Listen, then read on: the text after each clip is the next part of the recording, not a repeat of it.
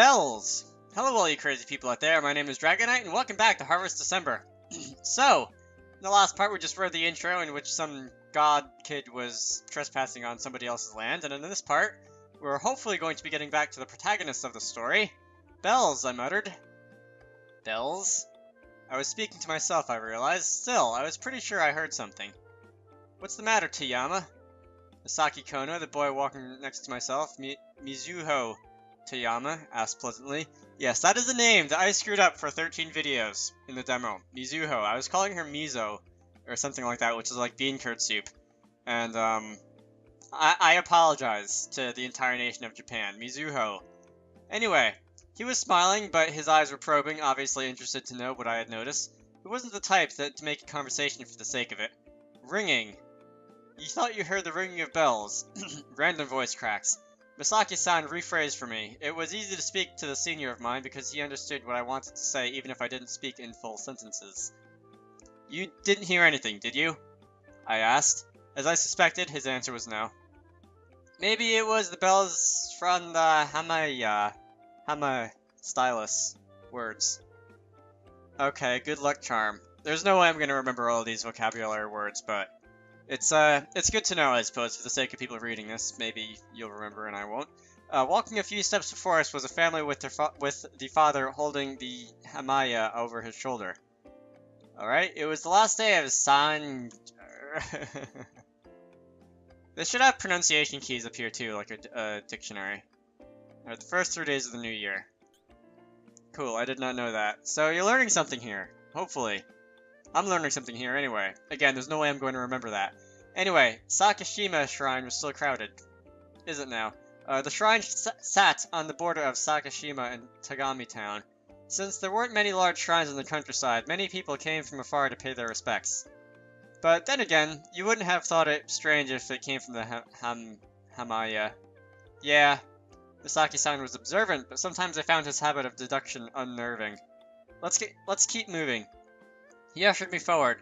Stopping in the middle of the crowd was a bad idea because we were being in the way of all the other people making their way to the... Oh, come on.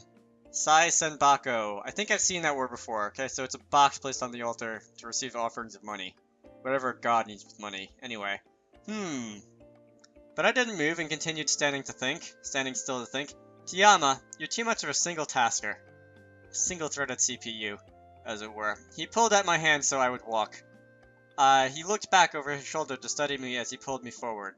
And you're too much of a multitasker when it comes to women. Ouch. He laughed awkwardly at my comeback. Of course, everything in this story comes back to girls, doesn't it? Anyway, I felt pretty good at myself for that. We followed the crowd that led us towards the Hoden. Honden. I feel like it's a berry in Pokemon, but that's Hondu, not Honden. The main building of the shrine. Alright. It's been a while since I've walked through a crowd like this. Is that the city boy and you talking? Are you truly trying to imply that we're too underpopulated around here to suit your liking? Oh yes, that's right. What's his face? Masaki is his name, right? Anyway, he came from the city, didn't he? You wouldn't say that if you've experienced the morning rush, Toyama. I don't know. I'd rather not experience the morning rush, thank you. I'm sure it was easy for you to perv on girls, though, getting real close and stuff. Of course that's the first thing you think of. His reaction was instantaneous. It was fun the way he went bright pink so easily. You drive me crazy sometimes. Was there ever a time you weren't? Silence. Will you stop sobbing like a girl suddenly? I just want some peace in my life. Guys like you tend to get more wound up in trouble than the more you try to avoid it. Murphy's Law. Ha! Citing Murphy's Law. Anyway, where were we? I'll prove to you bad laws are made to be broken. Okay. That's a good premonition. Not premonition, but a good foreshadowing. Where did I get premonition from? Anyway, what are you talking about? You've already got yourself into relationship problems more dramatic than a skanky soap opera. Whoops, looks like I hit a nerve. He started to bawl. I think I'll stop here. Wouldn't you want your wife in the hospital to murder me the moment she gets out? Yeah, she's not my wife. Close enough. You mentioned she was getting discharged tomorrow. Yeah. Aha, I can see you're relieved to change the subject. And you've grown smart enough to go along with it. She'll be going in and out for checkups for a while, but as long as she regains her strength, she should be alright. Yeah, Yuki has to take care of her body real well. She is the sole heir to the Towada Empire, after all. Because you never know when she's going to be a new mother, because of you. Mizuho-sama, will you stop trying to steer every conversation that way? Yeah, really. I hope we get together soon. I ignored him and changed the subject entirely. Yuki Towada was currently hospitalized because of the events that occurred during our New Year party in the Mount Okami just a few days ago. Noticing a distinct lack of a space between the period and the Okami. Whatever. The Towadas were a powerful family that dominated Tagami business in every area. Some members were involved in politics as well. They were of old blood, but it was not only tradition that kept them strong. Yuki was the only daughter of the main family, and she was expected to take over the empire in the next few years. She kept saying that she wanted to come today for the Hatsumode too. I know that's a word that I've seen before, but it's, okay, so that's the visit to the shrine. I should probably be able to figure that out via context clues and what have you, but anyway. Masaki-san laughed. Yuki had fallen head over heels for this boy, asking him out immediately after they met. Not only that, she was now adamant in marrying him and having his child. I just realized, is this being told from somebody else's point of view? Instead of the main character in the first story, chapter thing. This is being told from someone else's point of view. That's confusing.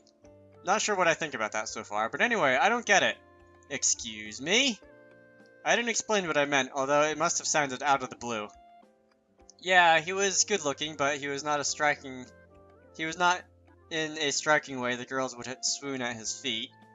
He was fun to tease, mostly when it came to sexual topics, and he was clever enough to hold an interesting conversation, but he was still not outstanding that he would grab any girl's attention. The more I thought about it, the more I didn't understand the attraction Yuki felt, and to be honest, I don't either, and that's kind of why I want to keep reading this story, because I want to find out. Love, huh? Lover? That's not what I said, I retorted. Okay, random change of music, thank you. Well, we are a funny pair to be out together, just you and me. I didn't think Kohai would refuse to come. Masaki-san widened his eyes in an expression of disbelief. I did ask Oni-chan, but Marino, right? It's a bad habit of yours, interrupting my speech. I mean, I do it too. Like, all the time, and it's annoying. Never mind. More like I try to finish people's sentences for them, and it probably annoys me more than it annoys other people. But, never mind. Because I didn't need to hear the rest of it. He's probably gone to help Marino at Sene, right? Right. At first, we were all going to get together today and do everything again when Yuki got discharged. But then this morning, Oni-chan suddenly announced that Sene was busy and he was going to help. So only we remain. Well, it's still better than nobody showing up at all. Just because you're going to go again tomorrow doesn't mean it's okay to break a promise. I'm sure Kohai intended to keep his promise. But it's Sene after all. I bet they aren't making any progress in their relationship. We both sighed in unison. They're too close to notice. No, Oni-chan's the only one too dumb to notice, not Sene. Smoke came from the nearby yakitori stall wafted by, making me hungry. I'm hungry too, thank you. Marino needs a chance. A chance? Something that will help her make a move. Like? How would I know? You're being irresponsible saying whatever. They've always said that the road to true love is a bumpy ride. Road to true love? Are you serious? Just trying to be corny? He laughed at himself. It was corny, but it was fitting for Sene, seeing she had many obstacles to overcome. We walked in silence for a while. Too close to notice. I thought about those words. How about me and Masaki-san? We weren't far apart, but we weren't that close either. Why wasn't I attracted at all? There was a certain distance between us. Your hand. You can let go now. Oh yeah, the crowds are not that bad anymore. He nodded and let go. Just like that. Not that it mattered to me at all. Masaki-san was fine holding hands with a friend like me. But the moment Yuki tried to hold his hand, he would begin to squirm and make every excuse possible to stop. It's the opposite of most people, I would say. He was alright holding hands with me, but not with his girlfriend. I wondered why. I don't get it. Masaki Konno was weird. is weird. Why today? What do you mean? Question caught me by surprise. We're going to get together when Yuki gets discharged anyway. Why do we have to come today? Today's the last day. For what? I'm glad you asked. I stuffed my hand into my coat and pulled out a large piece of paper. I was secretly relieved I got a chance to present it. I held it up before him like a treasure map, and he examined it carefully. Is that a handwritten map of the locations of the food stalls? Yeah! It took 3 days to complete from the beginning when they started to build the stalls. Now I had the perfect food map for the Sakashima shrine. Of the shrine. I've been secretly studying every single food stall we've walked past to making sure to take note which ones look the most promising. Stop talking about food. It's only 10 a.m. and I'm already hungry. You could have just brought whatever caught your eye as we walked. It's not going to be easy walking back. Silence! I cut off his reasoning. Remember, this is war. We're going to fight for our food through the crowds. No mercy, no fear. Fear of what? The fear of getting something similar to a beer belly at the tender age of 16. Getting fat distributed through your waist instead of your boobs, unlike Sine, of course. What? Thanks. That was necessary. But that's a problem that you'll probably face with age anyway. I threw out one of my infamous punches. I caught Masaki-san on the draw. He will probably live on liquids for the next few days. I'm not going to stop you. Do whatever you want. Getting punched in the jaw and living on liquids when you're, like, talking about stalking out food stalls? Fun. Do whatever you want, he croaked. Finally, we had reached an understanding. Not bad. May I ask a question, Sergeant? Ask, Private Masaki. Aren't we going to pay our respects? We can do that tomorrow.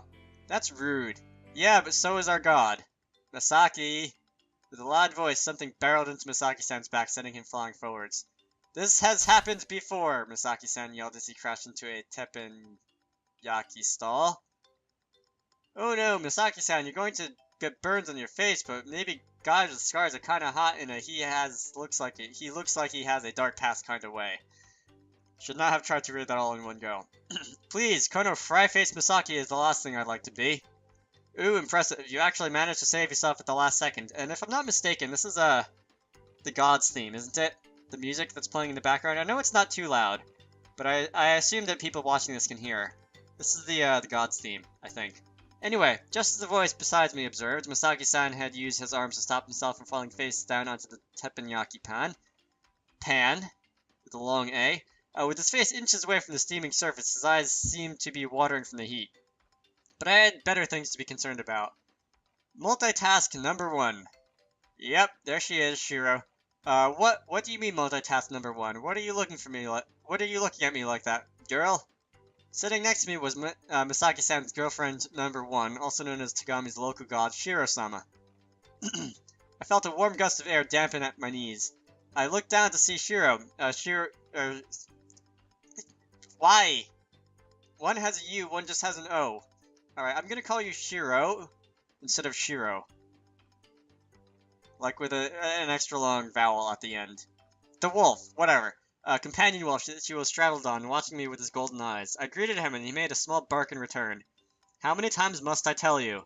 Masaki-san grumbled as he returned with a few plastic bags filled with teppanyaki in his hands. I try. But I can't help myself when I see you. Imagine a sailor's wife jumping into her husband's arms after a long voyage at sea. It's been 3 days! I'm not your husband. It was something he said to Yuki often, too.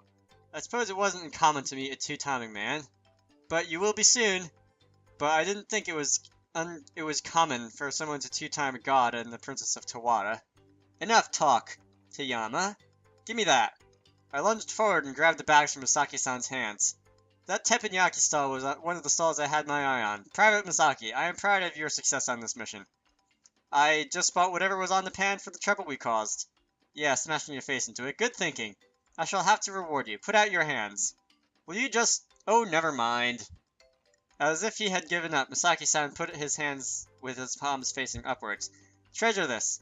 Make it into a family heirloom if need be. I placed a small gumball in his hand. Misaki-san stiffened, his eyes on the small gumball rolling around on his palm. Shiro looked sympathetic and placed one paw on Misaki-san's knee. Dogs. Gruff. You can cry, you know. Misaki-san began to sob. For what? He must have been overjoyed at the recognition he received. Good man. Even I felt a bit moved at the kindness I had shown. It was just being weird. Alright, Adventure Squad, I'm going to end this off here. So, I hope you all enjoyed that. My name is Dragonite, and I will see you all later.